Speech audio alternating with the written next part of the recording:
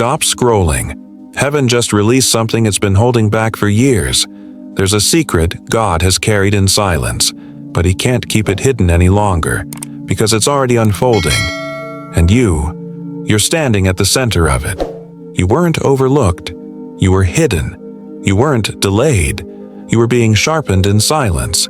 You didn't miss your moment. Your moment was being carved out of fire, what the world called rejection, heaven called protection. Your whole life has been a whisper of something holy, the strange timing, the sudden losses, the dreams that came alive in the dark. You thought you were being left behind, but you were being preserved for a scroll that's just now beginning to open. This is not a message. It's a holy interruption, a divine activation, because what you're about to hear is going to explain everything. You've arrived at Chosen One's sanctuary, the place where hidden warriors awaken and destiny unfolds like thunder. Isaiah said, "He made my mouth like a sharpened sword and hid me in the shadow of his hand." That's not just a verse, it's a mirror, and today you're about to see yourself clearly for the first time. So, stay until the very end, because what's being revealed may explain your entire life and unlock the next chapter of your divine assignment. The scroll is opening, and it has your name on it, the signature of heaven. You were marked in silence before the world ever saw you. Heaven sealed you. There is a mark upon your life that no eye could see, but every spirit could feel. It's why you've been misunderstood, why doors opened for others but resisted you, why the spotlight passed over you. You weren't cursed, you were concealed. The mark of the chosen is not always favor. Sometimes it's fire. Sometimes it's the loneliness no one else can explain, the ache to belong, even when you're surrounded, the hunger for something more, even when life looks good enough. Just like David, tending sheep in the shadows while Saul reigned in the palace, you were set apart. Not rejected, reserved. You weren't delayed. You were disguised. And in that disguise, God was writing something eternal over your name, something no devil could erase. Because before you were born, God did not just call you. He carved you out of obscurity with purpose in mind. Heaven's fingerprints are all over your wilderness. And still, you wonder, if I've been marked, why hasn't it shown up yet? The wilderness of obscurity. Why God hid you. God hides what he values. You thought no one saw you, that your prayers bounced off the ceiling, that your gifts were wasted in rooms too small for your spirit. But all the while, God was keeping you in the shadows, not to punish you, but to protect you from premature exposure. Before Moses could lead a nation, he had to be exiled to the desert for 40 years. Before Jesus turned water to wine, he spent 30 years unnoticed. Before Joseph could interpret Pharaoh's dream, he had to survive silence in a prison no one visited. The silence wasn't absence. It was divine surveillance. Obscurity is God's cloak for the dangerous and the destined. It is where he weans you off of applause, where you learn to be sustained by his presence alone, where you learn to carry oil that doesn't leak under pressure. You weren't overlooked. You were concealed in the quiver of God, just like the polished arrow of Isaiah 49:2, waiting for the precise moment of release. The spotlight you prayed for could have crushed what God was still mending, so he hid you until now. Refined by fire, the sacred sculpting of pain. There is no crown without the crushing, no mantle without the midnight. You were shaped by what broke you, the betrayal that fractured your heart, the loss that gutted your hope, the delay that made you question the promise. You asked why it hurt so deeply, and God answered with fire, because he forges warriors, not wishful thinkers. He sculpts carriers of glory, not casual believers. And to carry weight, you had to be emptied.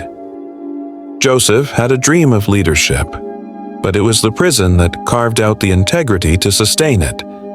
Esther wore a crown, but it was fasting and fear that taught her to wield authority with trembling reverence. Your pain wasn't punishment, it was prophecy in disguise. God trusted you with sorrow because he saw what was inside you. And the fire didn't destroy you. It refined you until your reflection started to look like his. Every scar you carry is now a key. Every wound is a well of wisdom. And what tried to kill you is the very thing that qualifies you to lead. Even your tears were prophetic. They watered the ground for the harvest that's now arriving. The dangerous delay, when chosen ones sleep on destiny.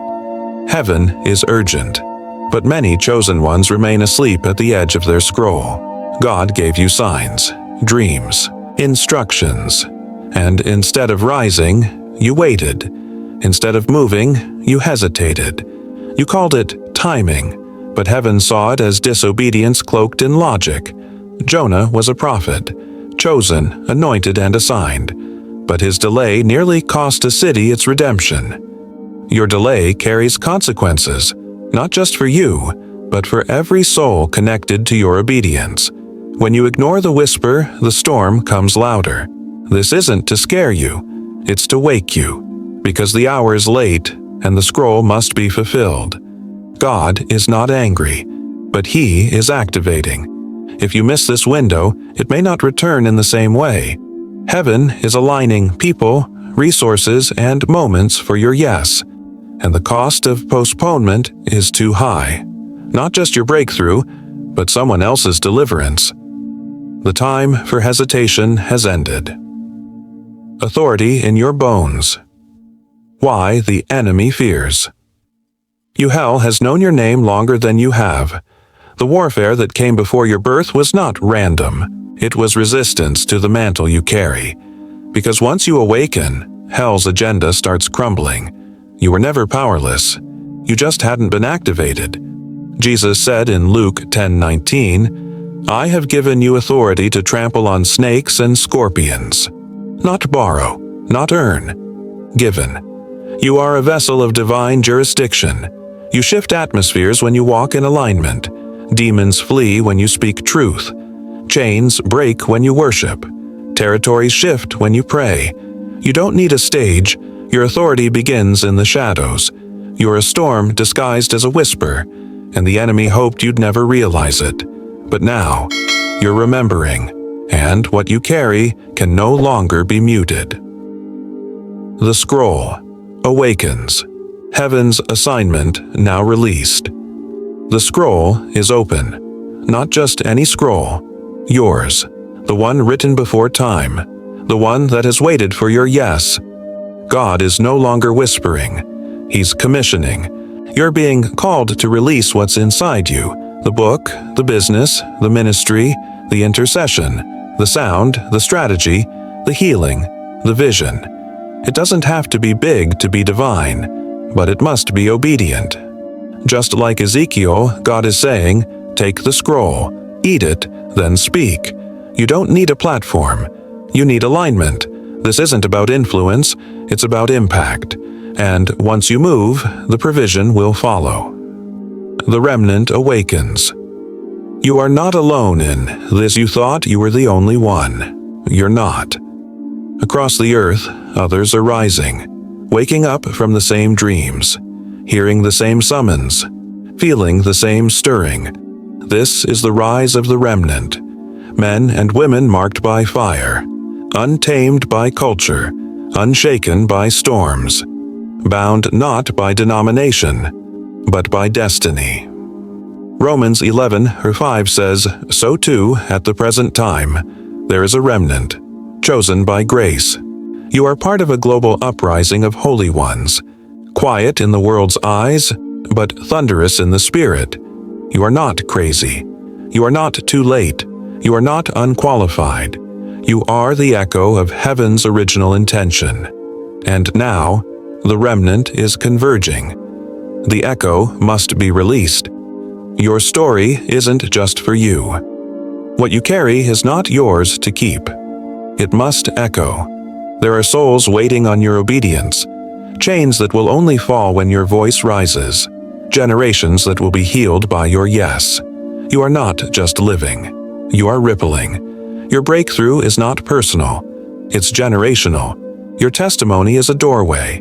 Your healing is a torch. Your rising is a map for those still crawling in the dark. You are not just chosen, you are catalytic. You are the echo of the scroll, and it must be released. Let every breath you take from this moment forward be a sound that heaven can amplify. Let your life become the sound wave of deliverance. You thought you were surviving silence, but all along, heaven was scripting your arrival.